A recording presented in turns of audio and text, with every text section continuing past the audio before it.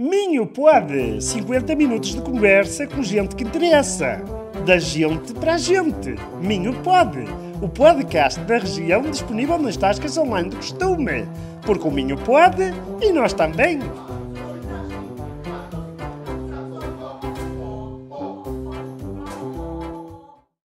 Olá, bem-vindos a mais um episódio do Minho Pode. Hoje temos connosco a Margarida Pinto, que eu estive a ler na tua biografia que tiveste para te chamar Primavera da Liberdade. Tiveste, mas acabou por não acontecer. E porquê é que nós trouxemos aqui a Margarida Pinto? Trouxemos a Margarida porque a Margarida tem um projeto que se chama Oficina com Pinta e a nossa conversa vai um bocadinho fluir à volta da Oficina com Pinta, mas antes disso eu gostava de saber quem é a Margarida. Assim, em traços gerais, quem é a Margarida? Essa foi a pergunta mais difícil, logo para começar. É para depois começar mais devagarinho. Eu sou uma pessoa muito simples, pronto, é o que posso dizer. Não tenho assim nada de especial, aliás, é uma verdadeira surpresa o que é que eu estou aqui a fazer. Tipo, meu Deus, tanta conversa, vamos ver. Fiz um percurso assim um bocado aleatório, aleatório no sentido de aquilo que eu me propus fazer no início não é aquilo que faço hoje. Aquilo que faço hoje. E gosto disso, gosto de pensar nessas possibilidades que nós temos como pessoas, de que nada é que nos prende, não é? Que nós somos seres livres, que podemos ir desenhando o nosso caminho e acho que isso é o que acaba mais por me definir. Define-me o gosto naquilo que eu faço também. Exato. Na verdade, aquilo que eu fui ouvindo falar de ti, e também estás aqui exatamente porque eu, como pai, deixei o meu filho ao teu cuidado durante 3 semanas. Sem nos conhecermos de lado nenhum. Mas isso transmite também uma ideia que eu acho que é interessante, que é tu educas pela arte, tens uma ideia de educar pela arte e é engraçado como tudo flui para essa área, ou seja, tu és licenciada em Design de Comunicação e Artes Gráficas, não é? Pela famosíssima Faculdade de Belas Artes da Universidade do Porto, que tanta gente boa formou, mas tens isso que estavas a falar do teu percurso é engraçado, porque é quase o oposto do que acontece com as pessoas que são formadas em Belas Artes, que é ficam focadas num sítio só.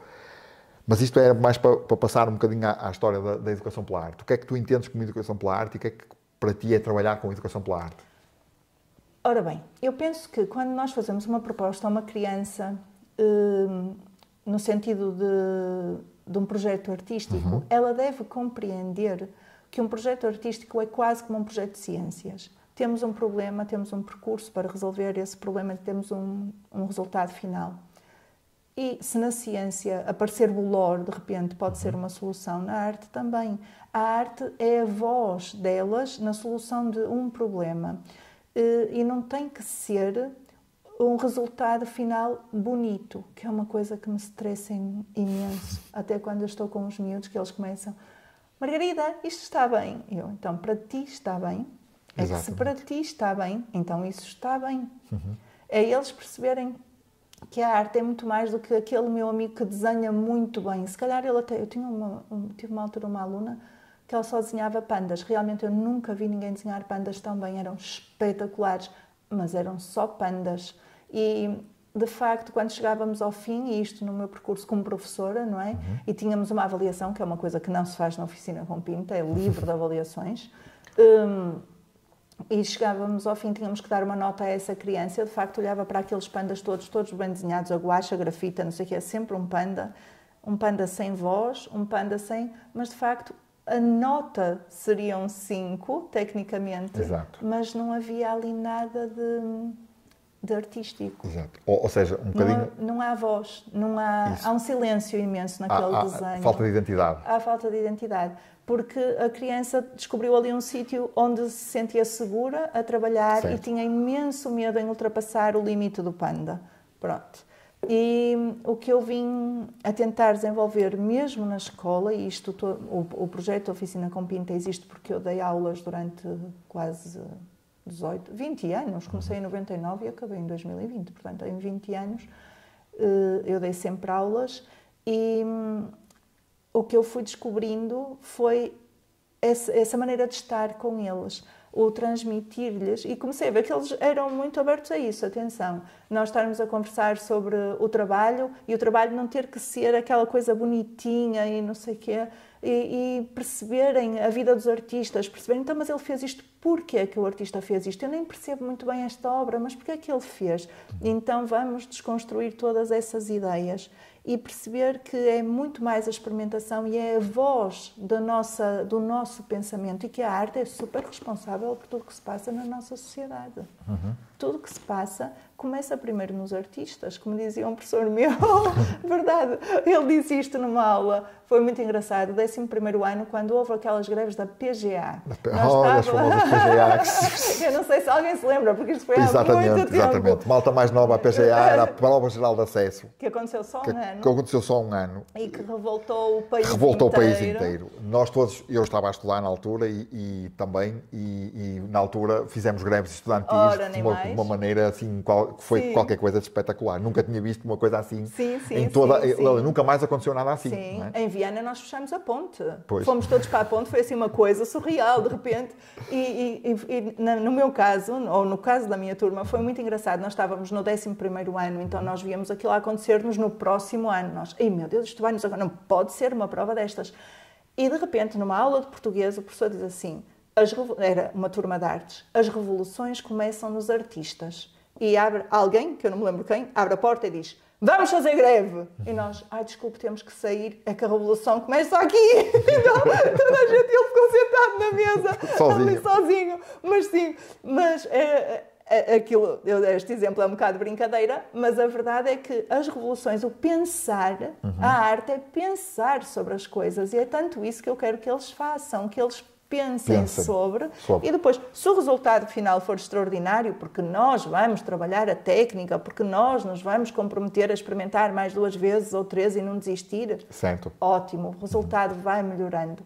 Ao mesmo tempo, a partir do momento que lhes damos espaço para eles experimentarem, espaço para eles saberem que o que estão a fazer não é só o desenho final que conta, a autoestima começa a funcionar de outra maneira, o conhecimento, o próprio conhecimento começa a funcionar de outra maneira, e nós vemos as crianças a crescer. E é tudo isso que me interessa.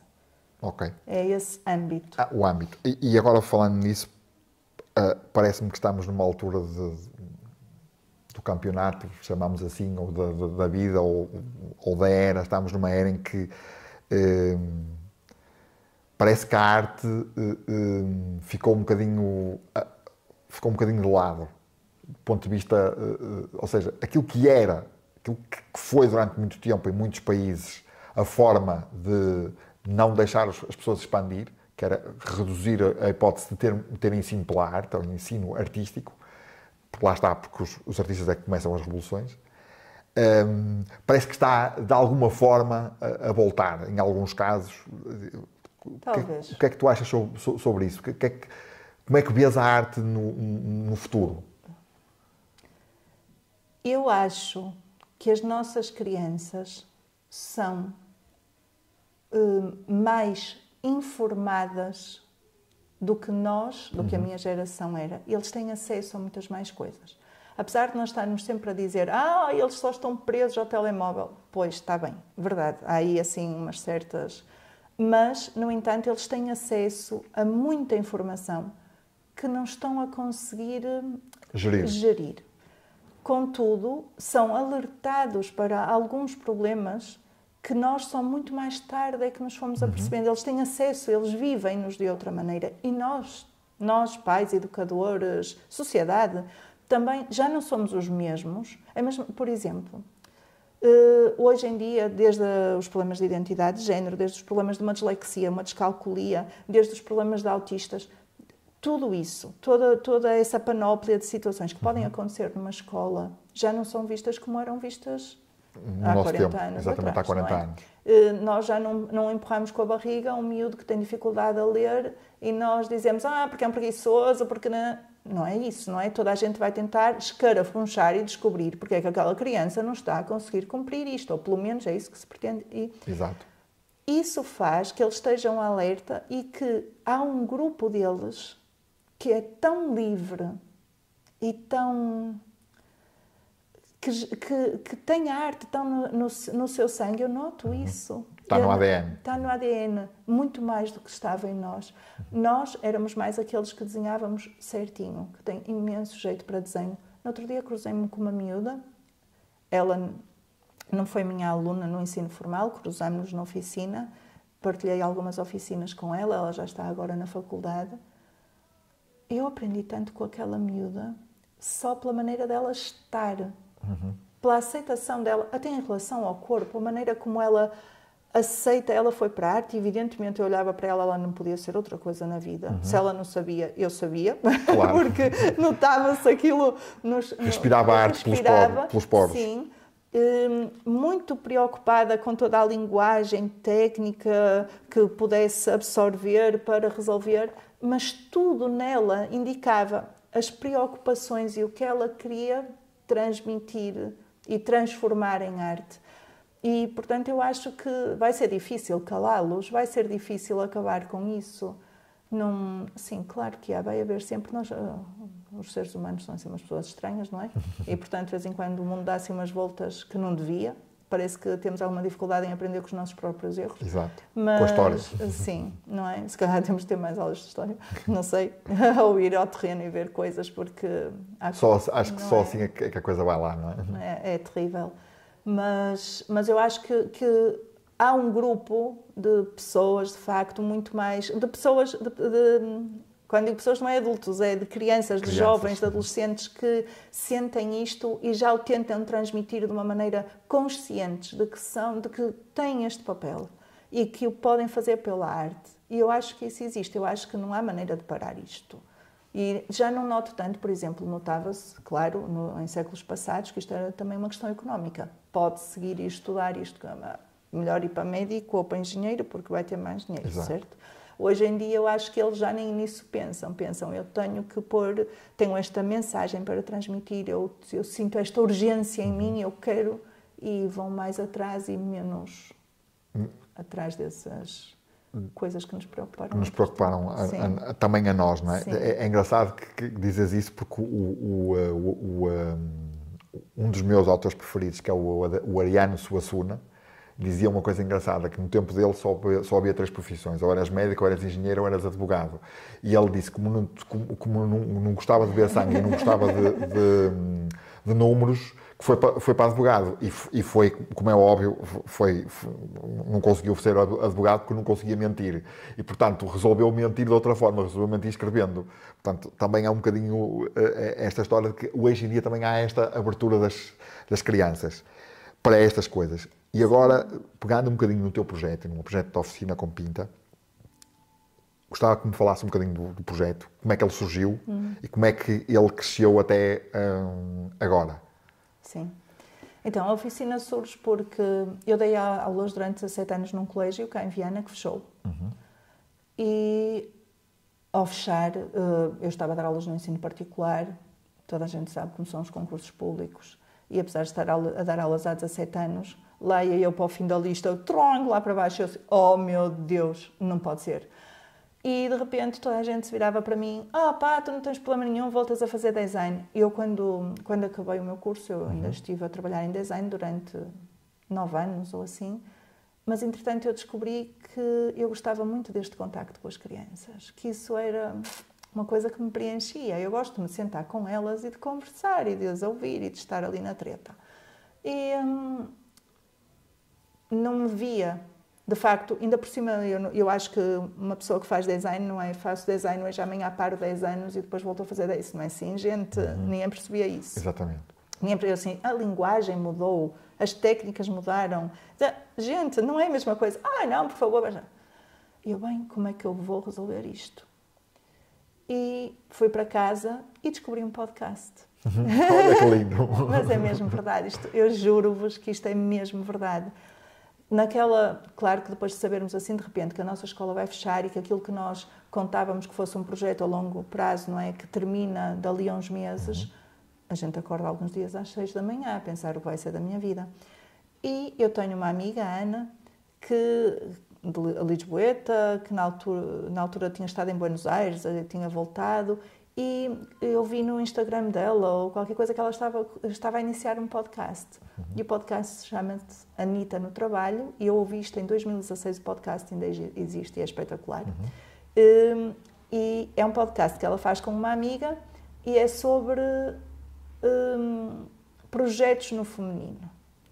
E essa coisa de sermos mães, sermos todo o trabalho que acarreta uma casa, mais multitasking, mais donas de casa, mais multitasking, mais trabalhar no emprego normal. E como é que podíamos? E eu pus-me a ouvir aquilo, 6 da manhã, o chá à frente, lembro perfeitamente na mesa da cozinha, um silêncio em casa, aquele bocado de dia em que está silêncio em casa, porque são 6 da manhã, e comecei a ouvir e ela a falar do projeto assim. Caramba, eu tenho que fazer um projeto meu, onde não haja mais ninguém a lembrar-se a meio de que quer terminar. Não, se eu quiser terminar, eu termino, mas não quero nunca mais que ninguém me imponha a meio de uma coisa que eu estava a curtir bastante, que me diga, agora acabou. Agora acabou.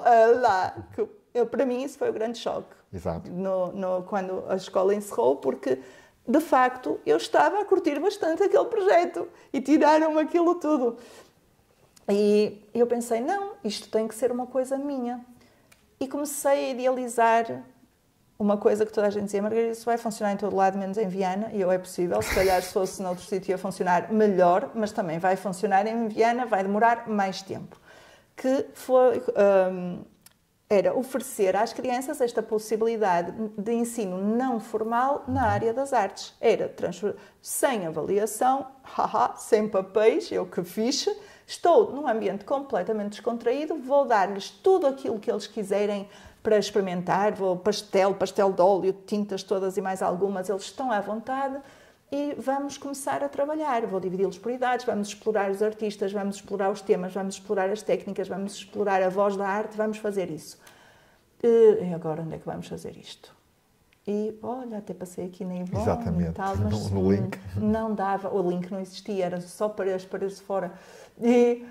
Mas eu assim, não, aqui não dá, porque isto, entrar a canalha por aqui dentro todo, não pode ser, não é esta a minha ideia e tal.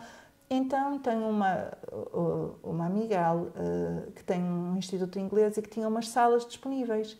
E eu disse, maravilha, vou experimentar aqui. E fiz um dia de apresentação, foi no dia... Agora estava a pensar, nós estamos no final de outubro, faz agora exatamente, foi em 2016, em outubro de 2016, fiz uma tarde experimental. Certo. E foi um sucesso enorme, cheio de canalha. Eu disse, pronto, agora esta foi experimental, agora só há que manter isto o ano todo. Ora bem, não foi a mesma coisa, não é? Claro. Mas eu entusiasmei-me com aquilo e tal. Tinha poucas turmas, poucos meninos, mas lá foi andando o ano e tal. Chegou a junho, eu assim, não, vou fazer umas férias. Vou fazer umas férias assim, tal e qual. Vamos ter uma oficina disto, uma oficina de construção de livro, uma oficina de... E montei umas férias. Mas era numa sala, uma sala pequena. E esgotei logo as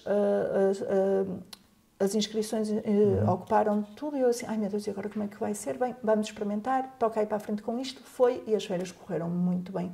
Eu confesso que eu cheguei ao fim daquelas férias completamente emocionada. Sim. Pela relação, não só pelo aquilo que fizemos, mas pela relação que consegui criar com as crianças. Com as crianças. Foram as tais. Naquele ano foram 5 semanas.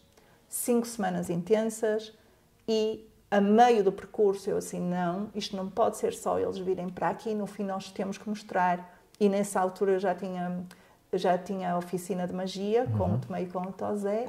E eu disse, gente, nós temos que fazer um espetáculo. Estás a sério? Eu, sim, então eles estão a aprender a fazer magia e no fim fazemos um espetáculo. Claro que fazemos. Fizemos o espetáculo. Aquilo foi um espetáculo espetacular. Foi assim uma coisa de rebentar, a sério. Eu até me emociono muito a falar, porque foi mesmo bonito. E cheguei ao fim de julho e pensei, bem, ok, isto ou cresce ou morre. Numa sala pequenina não pode continuar, porque eu não tenho como receber mais crianças e este número não é viável para a manutenção do conceito. Para a sustentabilidade Exatamente. do conceito, não é? E foi quando descobrimos aquele espaço onde estamos agora, que tinha um quintal atrás. Eu, oh sim, posso pô-los lá fora e ninguém vai fugir para lado nenhum. E pronto, e montamos ali as oficinas. Elas continuaram a acontecer durante a semana nas oficinas regulares e a oficina de julho, que é assim o grande auge. Sim, completamente. E, entretanto, eu estive a dar aulas noutros sítios e tal, mas havia uma coisa, eu tenho 3 filhos, que a logística começou a ser complicada e eu disse, não quero mais dar aulas, não quero andar de um lado para o outro, quero manter só as oficinas. Aí, a coisa que, assim, aquele amor de sempre são os livros. Pré-faculdade, com a faculdade aumentou, lembro-me perfeitamente, eu estourava o meu dinheiro a comprar livros infantis na faculdade, toda a gente a ver os outros, eu também comprava livros de arte, mas os infantis é que eram fixes. E, então, a comprar os livros infantis, e é uma área que eu gosto mesmo muito. Na escola eu tinha tido, no colégio onde tinha estado, o tal que fechou, eu tinha tido a oportunidade de desenvolver os projetos da biblioteca. E aí então o bichinho meteu-se de tal ordem todas as possibilidades dos livros e foi assim que passamos para a livraria. Decidi, ok, vamos ter uma livraria porque faz todo sentido com todo o resto do conceito da oficina. E é engraçado relativamente à livraria porque supostamente, quando eu estive aqui a ler, tu abriste a livraria em setembro de 2020. Doido, não é? Foi uma altura espetacular para abrir uma livraria. Eu explico porque isso tem uma razão muito... É assim, na escola onde eu estava, os últimos 3 anos que eu dei aulas, eu dei aulas no CLIB, que é o Lusão Internacional de Braga.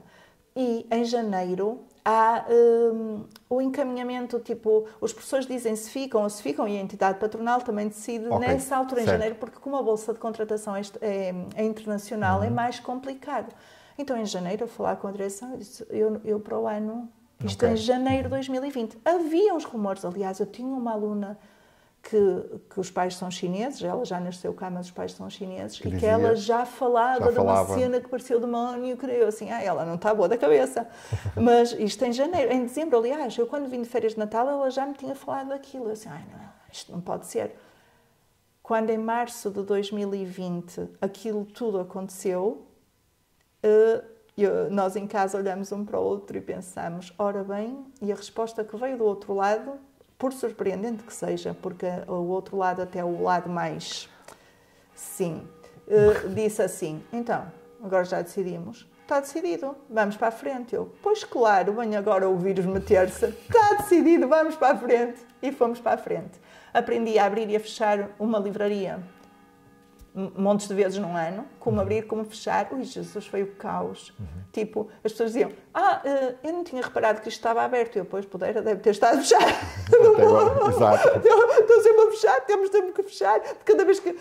E confesso, foi muito difícil de gerir emocionalmente, porque de cada vez que eu inventava um projeto, agora vamos fazer uma oficina de teatro aos fins de semana, ok, recolher obrigatório à 1h da tarde. Estão a brincar comigo? Então, afinal, vamos fazer até ao 12h30 e depois a formadora vinha do Porto, toca a passar declarações, tudo. Agora vamos fazer teatro todos de máscara. Ai, que emoção!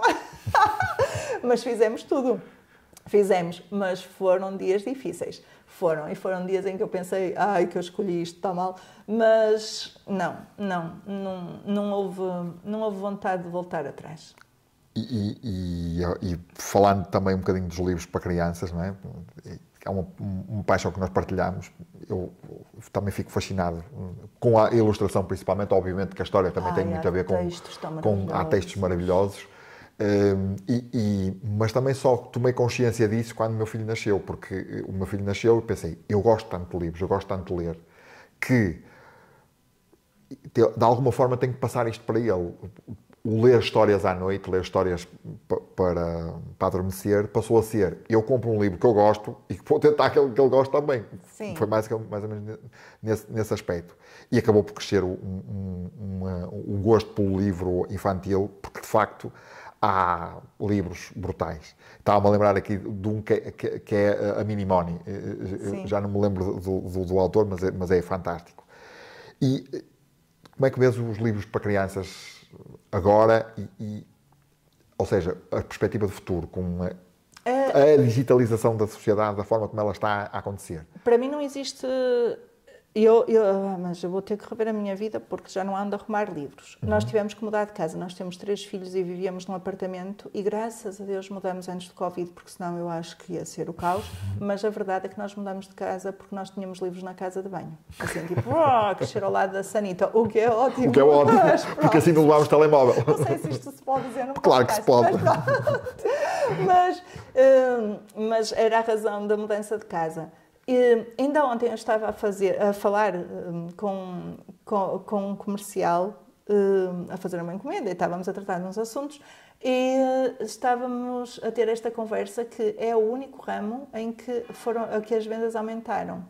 É no juvenil.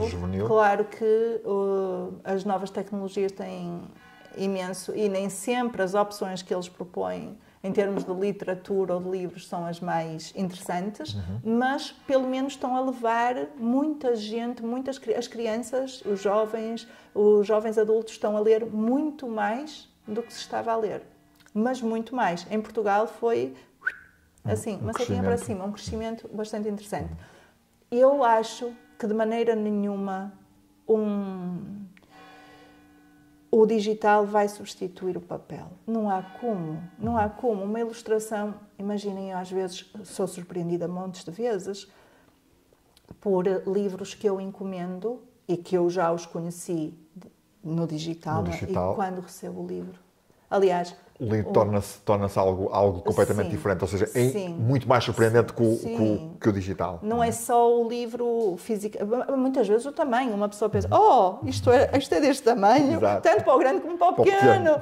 Isto abre desta maneira, porque o livro encerra em si não só um texto, não só uma ilustração, mas o livro vive de um formato, de tudo que pode ser explorado de diferentes maneiras. E isso é fascinante, não é só olharmos para... Isso vemos em Portugal, até se vê em algumas edições de autores super interessantes. O livro a nascer, e agora também já algumas editoras têm projetos muito engraçados com livros diferentes. O livro a nascer e termos à nossa frente um Leporello, um livro acordeão. Exatamente. Não é que a gente vai ver isso no telemóvel. O pop-up, o livro pop-up, por aí fora. E agora que já falámos dos livros, já falámos um bocadinho da oficina com Pinta, vamos falar das oficinas em si. Ou seja, isto de criar experiências sensoriais, não é? Porque no fundo também se trata de experiências sensoriais e de experiências de contar histórias sem usar a tecnologia, porque tu usas muito as mãos, a cabeça para pensar, não é? Os olhos, a visão. Como é que tu pensas as tuas oficinas? Tens um processo? Elas surgem um bocadinho... Algumas surgem porque eu conheci alguém e que o trabalho dessa pessoa me fez pensar, isto era fixe apresentar. Por exemplo, isso aconteceu com a magia, que acaba por nos levar depois às histórias, porque uma altura... O meu filho mais novo fazia anos e eu ouvi falar dos quase 4 e pensei, isto era fixe para levar à escola, porque ao menos era para a escola toda uma festa, em vez de ser gomas, levava assim uma festa fixe, com magia, e apresentei. E quando os vi a fazer o espetáculo de magia na escola, pensei assim, isto era fixe, era fazer uma oficina, ensinar os miúdos a fazerem isto. E propus ao Tomé e ao Tosé e disse-lhes, então, o que é que tal? E eles aceitaram. E eu fiquei assim, isto foi em 2016, eles eram mesmo muito novinhos. Eu pensei, eles vêm, mas eu vou ficar aqui tipo militar à porta a ver como isto corre. O que acontece, e é mesmo surpreendente, é que eles prepararam aquela oficina com tanto cuidado, com tanto... Tudo ao detalhe, tudo foi espetacular. Foi numas feiras da Páscoa, uma oficina de magia para 15 crianças e eles tinham 15 baralhos de cartas, 15 tesouros. Eu dizia, eu tenho tesouros, não tens que trazer. Não, eu já tenho cá tudo. Os copinhos, não sei o quê. E eles explicaram, e outra coisa que eu adorei ver foi, eles explicaram todos os truques, mas todos os miúdos experimentaram todos os truques. Todos os miúdos passaram pelo processo. E a oficina correu super bem. Quando passei para as férias, pensei, então isto agora podíamos fazer uma oficina de magia uma vez por semana e eles depois podem apresentar o tal espetáculo. Começou a surgir assim, também pela relação. Eu gosto de ver as pessoas junto das crianças e ver que energia que há ali. Porque às vezes as pessoas são espetaculares, só que a cena não flui, não é? Não flui com as crianças. Exatamente. É preciso haver ali a conexão, não é? Sim, e peço desculpa a dizer isto, mas eu às vezes digo isto também a quem aparece lá, que é, tem que fluir à minha maneira, não é à maneira de, porque eu fiz esta experiência, não sei, ok, pronto. Não, eu tenho que ver, eu tenho que sentir, tenho que ver que... Porque para mim é muito importante a maneira como a criança está. A criança tem que estar bem, tem que se sentir bem, tem que sentir que vai sendo mais competente naquilo que está a fazer, porque tem que ganhar, certo. A parte emocional tem que sair a ganhar, mais até do que a parte de conhecimento sobre, não é? Interessa-me que a parte emocional da criança saia reforçada de todas as experiências que ela tem na oficina com Pinta. E... Por exemplo, a oficina de magia foi assim que surgiu. A oficina de ciências foi pela minha curiosidade. E eu assim, eu adorava fazer isto. Não faço ideia como é que isto se faz. Então, falei com... Já neste momento, quem está a trabalhar connosco é a Joana, mas já foram outras professoras com quem eu trabalhei e sempre impecável. A vida é que nos trouxe uns e levou outros, porque há projetos que se metem pelo meio, evidentemente. Claro. E neste momento temos a Joana, mas eu gosto também muito de trabalhar com ela porque conseguimos transformar a ciência numa coisa divertida.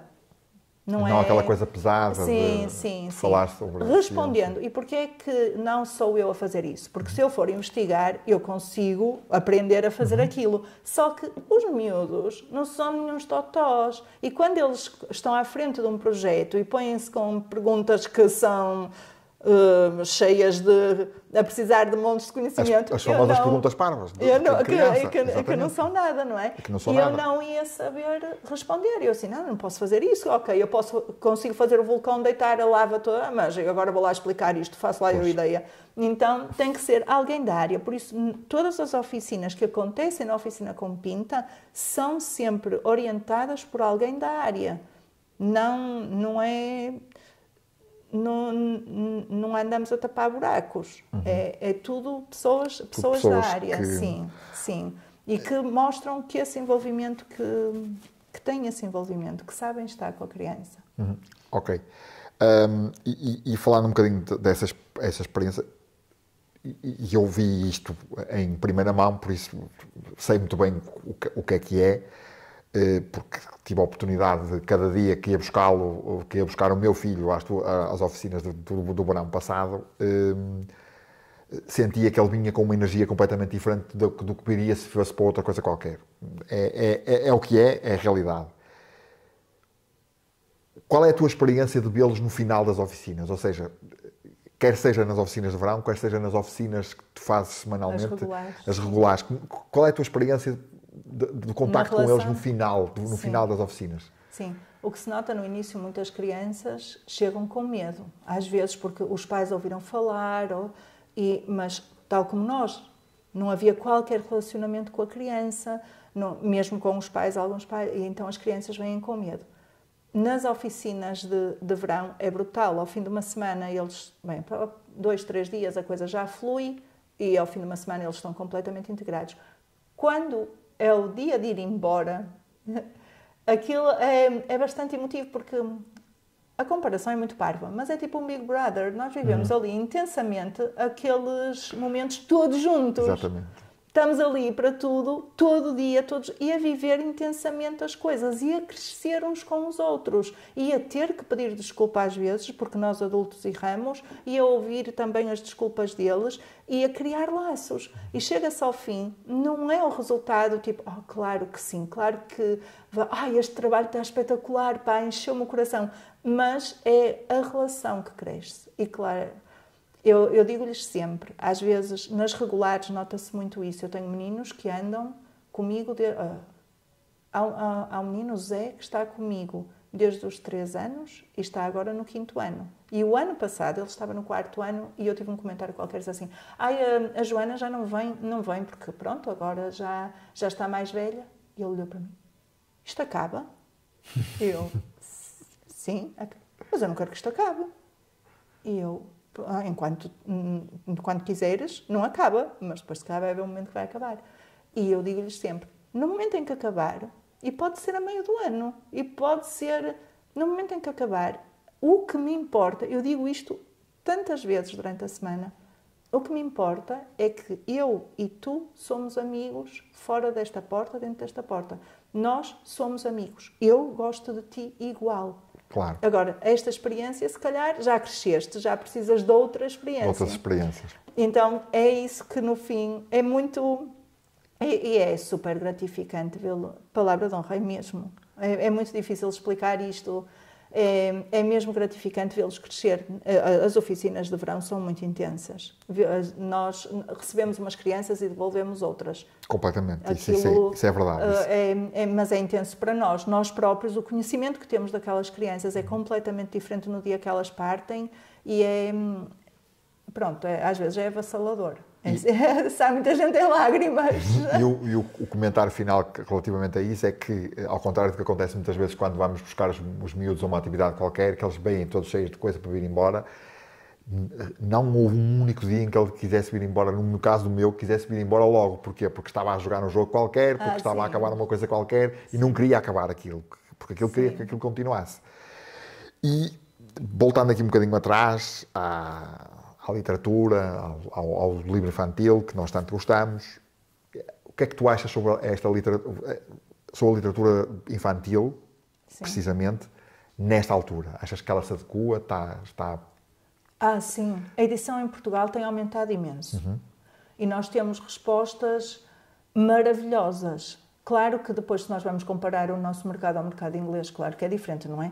Mas, e por isso na oficina também temos livros em inglês. Mas acho que temos oferta e temos editores portugueses, edição portuguesa, coisas maravilhosas. Que sim, que estão em cima do que são os dias de hoje, que estão em cima das questões que... Até um bocadinho à frente, às vezes, conseguem... mas numa edição cuidada em todos o objeto em si todo cuidado, sendo o conceito também cuidado. Certo. Pronto, claro que os mais óbvios, nós podemos falar de um Planeta Tangerina, isso sim, claro. Do Calandraca, essas editoras maiores, não é? Mas há muitas outras coisas a acontecerem. E essencialmente também edições de autor. Também há edições de autor, sim. Aí, as edições de autor eu vejo mais como aquela experiência, mas abre uma possibilidade incrível que é até mostrar isso aos miúdos. Eu acho isso fabuloso, dizer assim, olha, tu podes construir o teu livro, tu podes de facto construir o teu livro, não é? Plantar uma árvore, escrever um livro, ter um filho, essas coisas. Podes fazer um livro, não é uma cena impossível. Porque quando pensamos numa editora, assim, parece que fazer um livro é uma coisa impossível, porque vamos ter que andar atrás da A, de B, aquilo vem para trás, vai para a frente, vai para trás, não sei o quê. Não, mas é possível. Ela ganha coragem, faz, e não é assim tão difícil. Tenho muita pena, por exemplo, há projetos maravilhosos, tipo a revista 2 Pontos, que era um projeto fantástico, começado com um crowdfunding e que acabou, e é mesmo pena, porque era uma edição portuguesa mesmo muito boa, como a Dolly está. Mas é possível fazer essas coisas. A Nick Inês, que tem a casa Nick Inês e que fazem edições de autor, são o Marco Taylor, pessoas que fazem os seus livros, e aí vejo mais a parte emocional nesses livros, muito um trabalho mais emotivo, não é? Mais do coração. Exato. Assim, não tanto a questão comercial do de maneira nenhuma. livro. Obviamente que ela é importante, mas também esses livros têm uma tiragem muito inferior, não é? Sim, tem uma tiragem inferior, acabam por ser diferentes. E o objeto em si, é para ser admirado o objeto em si, todo, na totalidade. Certo. Ok. E agora, gostava também de falar contigo sobre um assunto que é tipo... o state of the art agora neste momento, e que nós aqui até no Link temos feito algumas conferências sobre isso, que é quando se fala em inteligência artificial, nos últimos, 6 meses, quase todos os dias eu ouço falar que alguém criou um livro para crianças com inteligência artificial. Como é que tu vês isso? Isso assusta-te? Medo. Sim, só essa coisa de dizer inteligência artificial, medo. Não sei, há coisas com as quais Eu sou verdadeiramente analógica, pessoas. Eu sou muito, muito analógica. Eu ainda sou daquelas que até para guardar um contacto no telemóvel eu tenho que parar e pensar, isto faz assim. Não, pronto, não é uma cena que flua em mim. Aliás, é uma das partes que o design neste momento obriga que eu, não, porque quando eu comecei a estudar decalcávamos letras, ok? Exato. E agora, tudo isso, pronto. E eu acho isso assustador, mas eu acho que, na verdade, isso nunca vai acontecer. O verdadeiro, nós conseguimos distinguir os livros que podem acontecer assim e os que é impensável que seja um computador a elaborá-lo. A elaborá-lo, não é? exatamente. Vai surgir uma coisa muito mecânica. Sim, falta-lhe alma. Falta-lhe alma. Um livro tem que ter alma. Exato. Não é? Não sei, é uma coisa assustadora. Para mim é E na biografia que tu me mandaste, tu dizias que foste criada numa cidade, mas no meio dos quintais e nos quintais dos vizinhos. Sim. Nós hoje em dia estamos a criar crianças saudáveis. Achas que estamos a criar crianças saudáveis no sentido em que cada vez mais as pessoas vivem em apartamentos, vivem em caixas de fósforos, como chamava o Papalagui, não é? E achas que ainda assim que estamos a criar crianças saudáveis? Eu acho que nos esforçamos por isso. Eu vejo pelas pessoas que entram, por exemplo, na oficina, que elas são mais preocupadas e a geração anterior que não me leva a mal, porque é a mesma coisa que dizer, olha, eu apanhei palmadas. Pois claro, então um dia eu cortei as cortinas todas às tiras em casa, tinha a Sim, a minha mãe chegou, atenção, não tinha 5 anos, tinha 12. Claro. Ficou as cortinas todas às tiras do quarto. Ups, eu tenho uma cena com as tesouras. Sim, apanhei uma tareia e eu não odeio a minha mãe. Se eu hoje me sinto confortável a pensar se era assim que eu faria aos meus filhos, Não. Pronto. Porque muita coisa evoluiu. Claro. Se eu acho que a minha mãe estava errada, não, ela não estava errada. E é isso que às vezes me incomoda nestas coisas da parentalidade positiva e de não sei o quê, de levarem ao extremo a dizer, porque nós fomos criar. Por amor de Deus, eu tenho a melhor mãe do mundo e sei que ela tudo fez por mim, quer dizer, só que são outros tempos. A mesma coisa com uma criança com dislexia, totó, não estuda, não sei o quê, era assim, não é? Não estudou. Hoje em dia não, hoje em dia temos outro cuidado, tentamos ajudar. E eu vejo os pais muito preocupados em, não vamos falar de 100%, claro, mas não há como medir estas coisas, em levá-los a ler. Eu vejo muita gente entrar e a dizer-me, eu não leio e eu não sei escolher um livro, que para mim às vezes até me faz assim uma certa confusão, porque eu digo logo, siga o seu coração, olhe para os livros e muito aquilo que estavas a dizer há bocado, Miguel, é escolher aquilo que nós gostamos. Claro. Porque se eu não gostar, como é que eu vou dizer vou ao ler? meu filho ler. ou vou ler com ele uma coisa que eu estou a testar? Isso não pode ser, não é? Porque depois ainda corremos o risco de ter que ler aquilo 7 vezes. E, portanto, estar a ler 7 vezes uma coisa que eu não gosto, Deus me livre, não é? Portanto, não lê, então passa a ler com ele, daqui a bocado está a ler, não é? Vamos fazendo esses rituais e vamos aumentando. E preocupados em caminhar com eles na natureza, preocupados em procurar sítios onde se promova essa maneira de estar mais em contacto com o mundo, com as coisas. Acho que também mesmo as crianças são muito mais sensíveis à proteção do ambiente, às questões ambientais, às questões sociais, mas há todo um caminho para fazer e há sempre aqui os divergentes que acabam por não facilitar. Mas eu acho que há esperança. Há futuro. Há futuro, há espaço. Há futuro. Muito bem. E agora não estamos já a terminar, mas temos aqui 2 coisas importantes que acontecem em todos os podcasts, em todos os episódios deste podcast. A primeira é um objeto que nós pedimos aos nossos convidados para trazer e gostava que falasses do teu objeto, que explicasse o que é e que falasses dele. É um livro. O meu objeto é um livro, mas é um livro muito especial, porque este livro foi feito... Tirar aqui um bocadinho, espera aí que eu vou tirar aqui. Eu vou abrir. Ok. Está bem? Porque senão vocês não vão perceber. Este livro surgiu num trabalho com uma turma para um projeto que é o Pequeno Grande C, que é um projeto da Gulbenkian, e nós ganhamos. ficámos todos felizes, foi assim uma maluqueira. Mas o que este livro me traz, além de tudo, além da experiência, e que mostras uma inteligência artificial, não se lembrar de fazer isto assim, por amor de Deus. Cada página foi feita por cada folha, aliás, cada folha foi feita por um aluno e cada página fala de um sentimento diferente que os livros nos podem transmitir. Por exemplo, a página do silêncio, que tem a boca fechada, e a página que fala demais, tem a boca aberta. E tem aqui uma página que todas são diferentes. As páginas todas. Olha esta é muito engraçada. Quer só vou aproximar mais um bocadinho, só para ver, e vou virar também um bocadinho. Estes miúdos estão na faculdade. Estes estão na faculdade, eu acho que alguns já terminaram. Já terminaram. E olha, foi um trabalho fantástico, porquê? Porque toda a turma colaborou, toda a turma se envolveu no projeto. Se envolveu. Não tenho aqui, o menino A, o menino B. Não, aquela turma fez e foi assim fantástico. E teve uma das situações que mais me emocionou como professora, porque eu acho que este concurso estava muito bem pensado. Primeiro, um comentário na escola de uma aluna que se virou para mim, que eu disse: "Uau, isso está espetacular!" E ela pôs assim um ar muito sério, olhou para mim e disse: "Eu não percebo. Fica tão entusiasmada quando nós fazemos as coisas bem." E eu: "Sim, isso é fixe, eu adoro." E ela, até parecia que aquilo era mais importante para mim que para ela.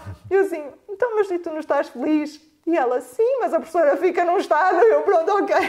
Eu entusiasmo-me, de facto. E este livro tem todo desse entusiasmo, porque eu vi-os a crescer durante o livro. E o envolvimento, isto foram meses de trabalho, foram para aí 3 meses e meio. O envolvimento foi enorme. E o prémio, digamos assim, os livros que foram eleitos, isto não é um primeiro lugar, já não me lembro quantas escolas concorreram, 400 e tal. Há vários livros que são eleitos, pronto. E o nosso foi um deles e nós ficámos todos contentes. Claro que para os miúdos não havia dúvida que ia ser, eu tinha dúvidas. Mas tinha dúvidas porque sei do trabalho espetacular que fazem. E quando chegamos lá, aquilo é um dia dedicado à criatividade, é no dia 6 de junho, acho eu, é o dia da criatividade, em que a Gulbenkian se transforma toda com a apresentação destes livros. Eles entregam os livros a artistas e eles os transformam-nos em peças de teatro, em peças de música e pronto, coisas assim fantásticas. E tinha naquela turma uma menina com quem eu também trabalhava no clube de leitura, que tinha alguns constrangimentos com a leitura, uma aluna excelente, mas que tropeçava na língua com uma facilidade terrível e toda a gente dizia: "Meu Deus, ela é fantástica a matemática", e depois vai ler o enunciado, encrava e... Então ela andava no clube de leitura por causa disso. Tínhamos uma relação muito próxima e no dia em que fomos à Gulbenkian estávamos a entrar na parte de tarde, já tínhamos vivido um monte de coisas, já se tinham emocionado 300 vezes e íamos as duas assim a conversar e chegámos ao auditório da Gulbenkian e esta imagem, que é a página sozinha, esta imagem estava projetada gigante e ela vinha a falar comigo, ainda não sei o quê, e de repente olha para a frente, as lágrimas caem, eu não consigo falar disto, eu fico emocionada, juro, porque isto foi mesmo verdade. Ela olhou para a página projetada, ela ficou: "Oh, é o meu trabalho", que é uma riscalhada. Exatamente. Não é? É o meu trabalho, como é que alguém deu valor a isto? Isso no fundo é o trabalho da arte, não é? Exatamente, era toda a intenção. E eu, oh meu Deus.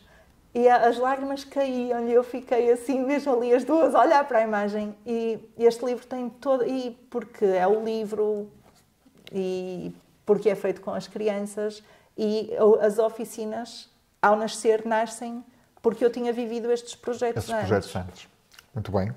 E agora, antes de terminarmos, nós normalmente temos aqui uma expressão minhota que pedimos para que o nosso convidado... Traduzir. Começou assim. Começou por ser o nosso convidado a dizer ou a tentar traduzir uma expressão minhota para português corrente, ou seja, para medirmos o nível de minhotez. Mas agora, virámos o bico ao prego, como também se diz aqui em Portugal, e gostávamos que tu nos dissesse uma expressão minhota que para ti é tipo, é a expressão do minhotez. Mas eu não sei o que os outros disseram, se calhar vou repetir. Não faz mal. Mas há uma que o meu pai diz. Não é muito bonito dizer aqui. Mas que eu nunca ouvi O Minho mais. pode e nós também. Que é cagar postas de pescada. Exatamente. Essa é muito minhota. O meu pai costuma dizer. Exatamente.